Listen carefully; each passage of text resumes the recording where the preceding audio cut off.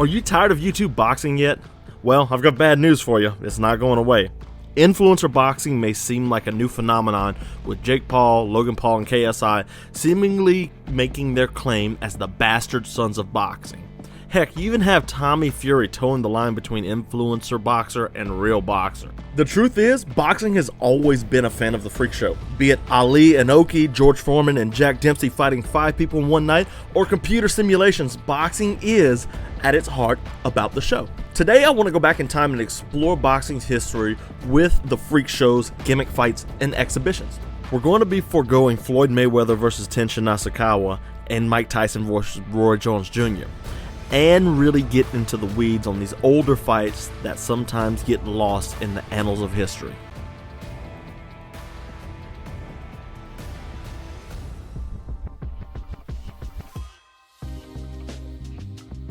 Now, fighting 5 people in one night sounds familiar, doesn't it? George Foreman did it to much criticism from the fans in 1975, which we'll be going over here shortly. First, however, was Jack Dempsey, the former heavyweight champion. He not only fought 5 boxers in one night, he did it twice in the span of a couple weeks. Jack Dempsey had lost to Gene Tunney for the second time and retired from professional boxing. But the Manasseh Mauler was considering a comeback and wanted to challenge the then champion Max Schmeling for the title. So what did Jack Dempsey do? He scheduled 13 boxing exhibitions to face 42 opponents in 30 days. That's 1.4 fights a day.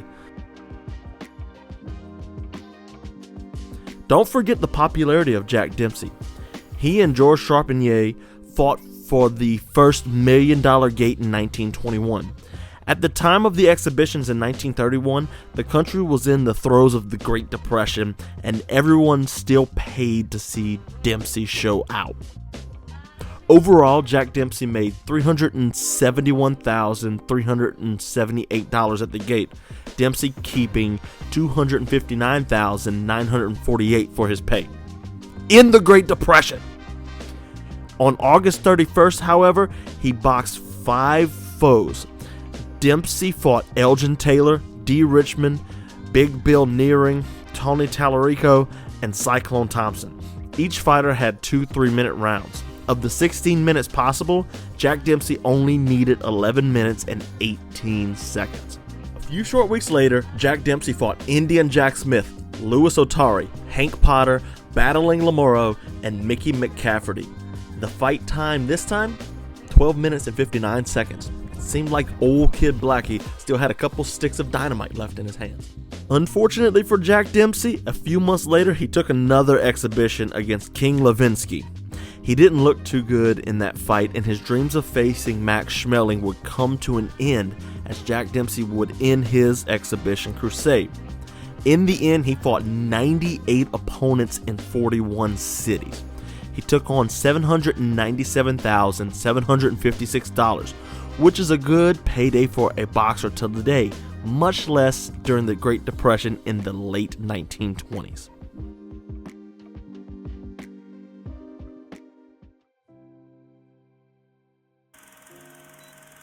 July 1st, 1940, the famed Manasseh Mauler, Jack Dempsey, former world heavyweight champion, returns to the ring after an 8-year absence and takes on Cowboy Luttrell in Atlanta, Georgia.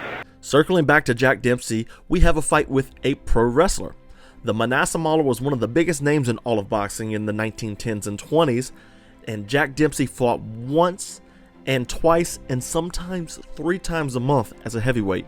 He transcended boxing and became the lineal heavyweight champion. As mentioned, he retired in 1927 after his loss to Gene Tunney. Jack Dempsey was also notoriously bad with money despite having the first ever $1 million gate. In the 1940s, he was scraping by with his manager booking him appearances as a referee in professional wrestling.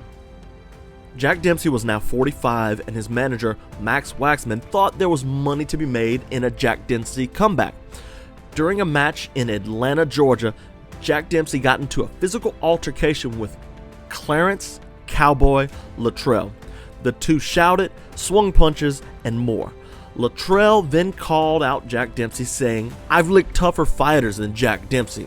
Continuing, Cowboy Luttrell says, "There's never been a boxer who could beat a good wrestler. I want to be known as the guy who KO'd Jack Dempsey." The match was booked for June 1st in September, and when the fight day came, only 12,000 people showed up. To put that in perspective, Dempsey's last fight in a professional manner was literally 10 times bigger, with over 120,000 people in attendance. Jack Dempsey, who hadn't trained a minute for the fight, brutalized Cowboy Luttrell, dropping the wrestler 4 times, winning the fight in the second round. Jack Dempsey walked away with a measly $4,000, and boxing returned to its regularly scheduled broadcast. That is such a stark difference between his nearly $800,000 payday from his exhibition comeback. A ripping left hook sends Luttrell out of the ring. Well, thank you very much, Matt. That was a grand exhibition for you to referee. I'm glad you enjoyed it, and I think it was a nice fight. It was a good comeback try for me. This fellow's a tough fellow and a game fellow and a good fighter. Well, best of luck. Here's Cowboy Luttrell in his dressing room. Luttrell put up one of the most courageous showings ever seen in the ring. But he was in there with a man who many believe was the greatest heavyweight champion of all time. The next delve into boxing shenanigans we will talk about is the great Jack Johnson. Jack Johnson had retired long before 1945 in 1931, but the United States was near the end of World War II. War bonds were a common thing then to help support the cause. To help, Jack Johnson returned to the ring against Joe Jeanette, who was also 66 years old, in a boxing exhibition in New York City. The two fought 7 times between 1905 and 1906. The fights went in Johnson's favor 5-1-1, and it seemed the rivalry, if you can call it that, was over. Joe Jeanette won the first fight by disqualification, and they just kept sending him out there to get slaughtered by Jack Johnson. Regardless, it brought eyes to the fight. The exhibition wasn't anything to call home about. They were in their 60s after all. The two, although rivals, fought in what was basically a glorified sparring match, much like the Mike Tyson and Roy Jones Jr. fight did in their exhibition fight. Later, Jack Johnson would fight John Balcourt in 1945 as well. He was 67 years old. It wasn't long after that Jack Johnson was tragically killed in a car accident. Tonight's fight, age differentials have been wiped out. Both men are at their peak, and now as referee Chris Dundee calls the fighters together for final instructions. In the world of boxing, these exhibitions, which are seemingly new on the scene, are not that new of an idea at all. At their heart and soul, a boxer is good at one thing for certain: boxing. That can lead to boxing these no or low risk bouts that they've always been around. Our next gimmick fight we will talk about is that of Muhammad Ali and Rocky Marciano. This fight pit Muhammad Ali, who was in exile for not accepting his call to the army during the Vietnam War, against Rocky Marciano, the 49-0 undefeated heavyweight champion. At the time, Rocky Marciano was 45 and hadn't fought in over a decade. He was balding and overweight. Well, I'd rate him as the fastest man on wheels, I guess. As a heavyweight, he is probably the fastest heavyweight of all times. Great reflexes, good moves, good boxer, scientific man, well-conditioned, and just throw a lot of punches. But the producers of this was determined to have undefeated champion versus undefeated champion. Remember, Muhammad Ali had not yet lost to Joe Frazier this time. This event was determined by a computer and saw Marciano get the, quote, win. Anybody watching this show or any who knows anything about boxing and real fighting will tell you that before, not just Marciano, but any fighter, if he's in arm reach of me, he's hit, he's cut, he's bleeding, his face is puffed up, he can't think, his brains are shook up.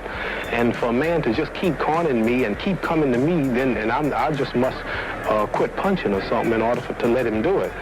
In reality, Muhammad Ali and Rocky Marciano sparred 1-minute rounds over 70 times. There were several endings recorded, but the end saw Marciano the victor despite America's love for Muhammad Ali. The video was pieced together and shown in theaters across the country, and Muhammad Ali, who was Rocky Marciano's friend, wasn't happy with the decision to have Rocky Marciano be declared the winner.